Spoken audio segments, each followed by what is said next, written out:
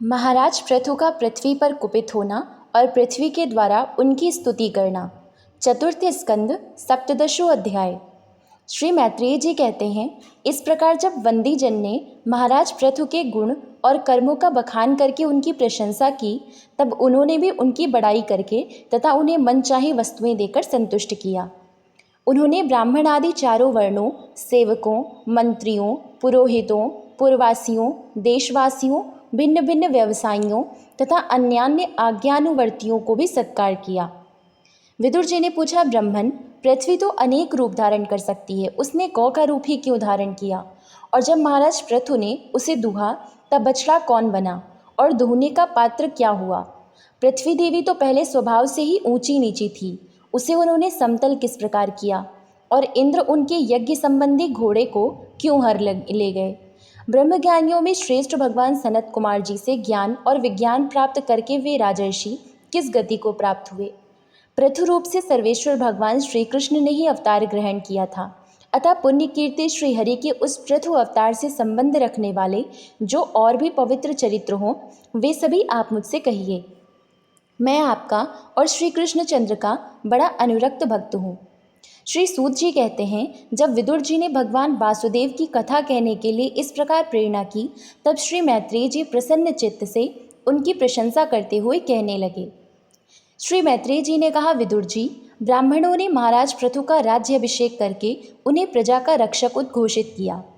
इन दिनों पृथ्वी अन्नहीन हो गई थी, इसलिए भूख के कारण प्रजाजनों के शरीर सूखकर कांटे हो गए थे।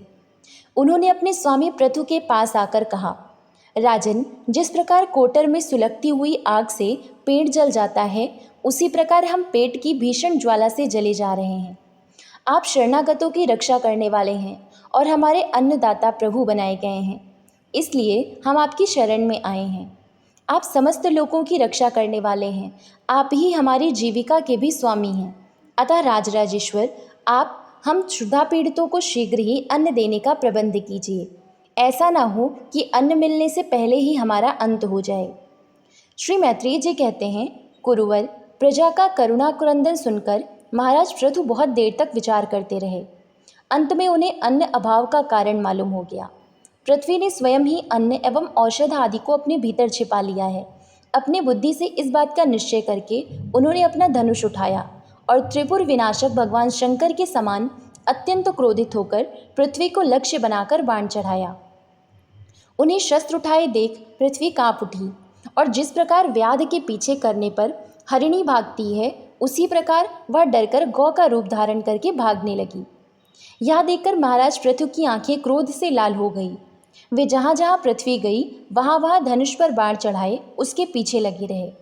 दिशा विदिशा, स्वर्ग, पृथ्वी और अंतरिक्ष में जहाँ जहाँ भी वह दौड़कर जाती, वहीं उसे महाराज पृथु हथियार उठाए अपने पीछे दिखाई देते।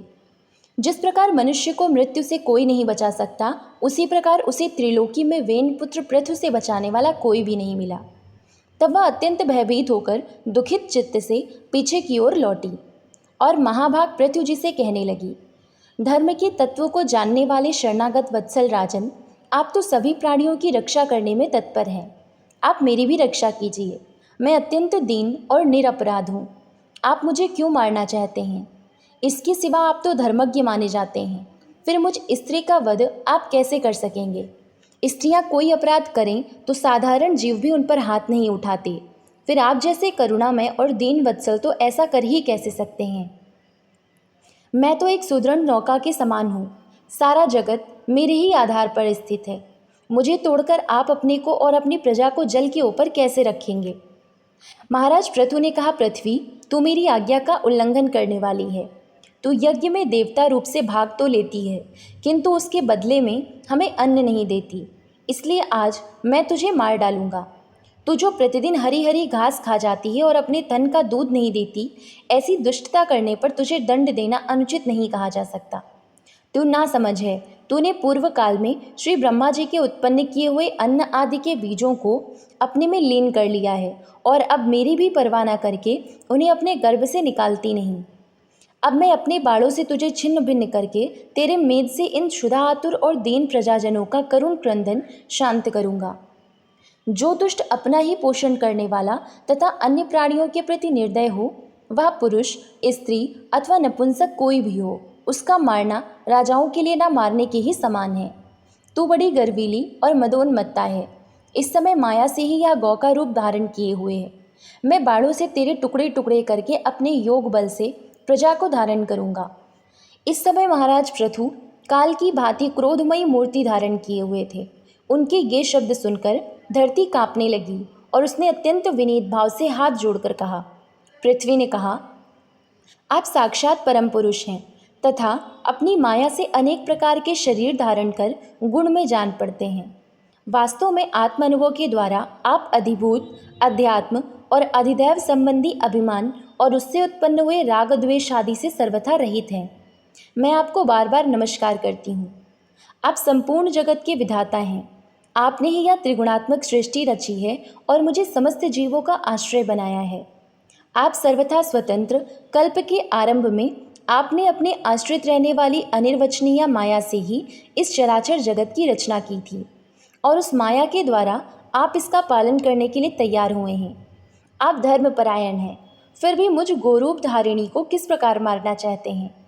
आप एक होकर भी मायावश अनेक रूप जान पड़ते हैं तथा आपने स्वयं ब्रह्मादि को रचकर उनसे विश्व की रचना कराई है। आप साक्षात सर्वेश्वर हैं। आपकी लीलाओं को अजितेंद्रिय लोग कैसे जान सकते हैं। उनकी बुद्धि तो आपकी दुर्जय माया से विक्षिप्त हो गई है। आप ही पंचभूत, इंद्रिय, उनके अधिष्ठात्र देवता, बुद्धि और अहंकार रूप अपनी शक्तियों के द्वारा क्रमशः जगत की उत्पत्ति, स्थिति और संहार करते हैं। भिन्न भिन्न कार्यों के लिए समय समय पर आपकी शक्तियों का आविर्भाव तिरोभाव हुआ करता है। आप साक्षात परम पुरुष और जगत विधाता हैं। आपको मेरा नमस्कार है। अजन्मा प्रभु, आप ही अपने रचे हुए भूत, इंद्रिय और अंतःकरण रूप जगत की स्थिति के लिए आदि वराह रूप होकर मुझे रसातल से जल के बाहर लाए थे। इस प्रकार एक बार तो मेरा उद्धार करके आपने धराधर नाम पाया था।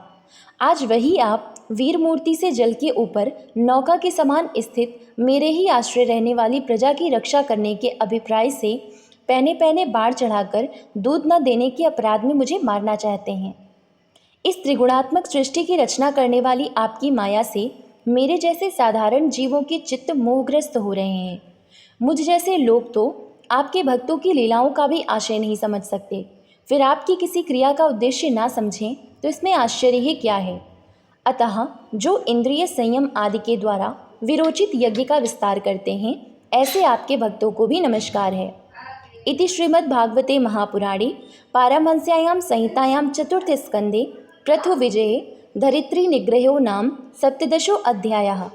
ओम नमो भगवते वासुदेवाय। जय श्री राधे कृष्ण।